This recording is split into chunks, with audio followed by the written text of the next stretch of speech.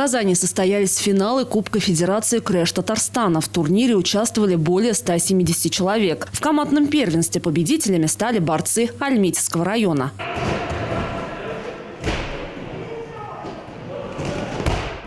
В этом году копилка наград альметьевских батыров пополнилась новыми кубками, медалями и дипломами. Действительно, побед у альметьевской команды было много. И вот сегодня коллектив Федерации по борьбе Крэш Альметьевска Ак-Буре собрался вместе для того, чтобы подвести итоги года и наградить лучших из лучших.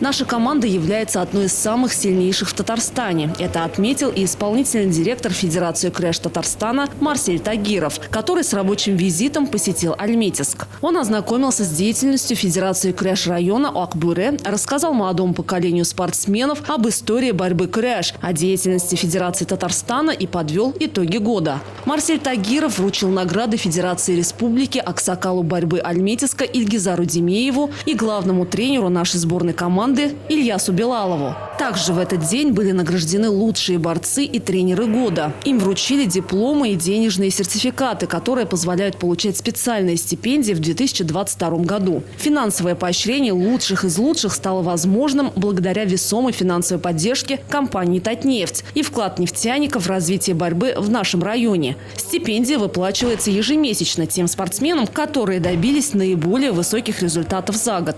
2021 год для меня был очень насыщенным, потому что было очень много соревнований, поэтому Аллаху шукр, все хорошо выступили, все соревнования прошли на ура, можно сказать. Самые громкие победы был Манзара, самые первые, потом уж чемпионат России. Ну и остальные чемпионаты Татарстана, Кубок Федерации. Ну, все соревнования были очень громкие, очень важными.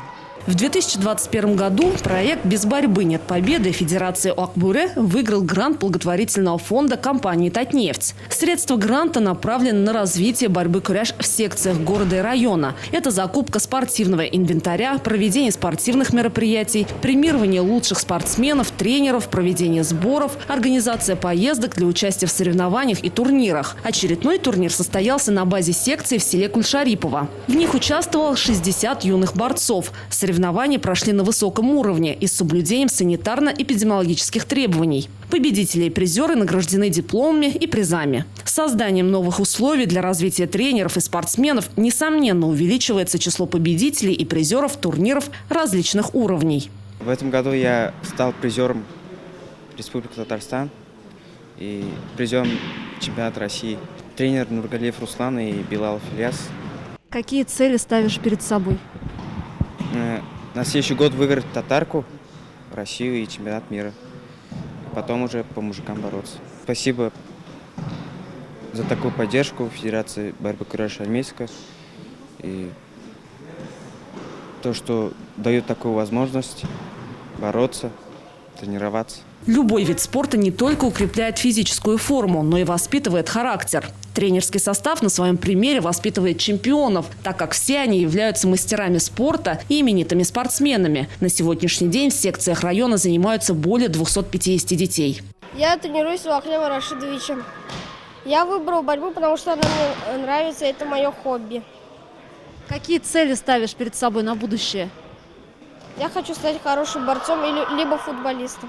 Наши чемпионы прославляют Альметьевск во всем мире. А самое главное то, что через свою работу Федерация борьбы Крэш Альметьевского муниципального района Ак-Буре сохраняет и укрепляет традиции татарского народа среди молодого поколения и воспитывает новое поколение будущих именитых спортсменов. Рамиля Хамидуллина, Рафаэль Сафин. Новости телекомпании «Луч», Альметьевск.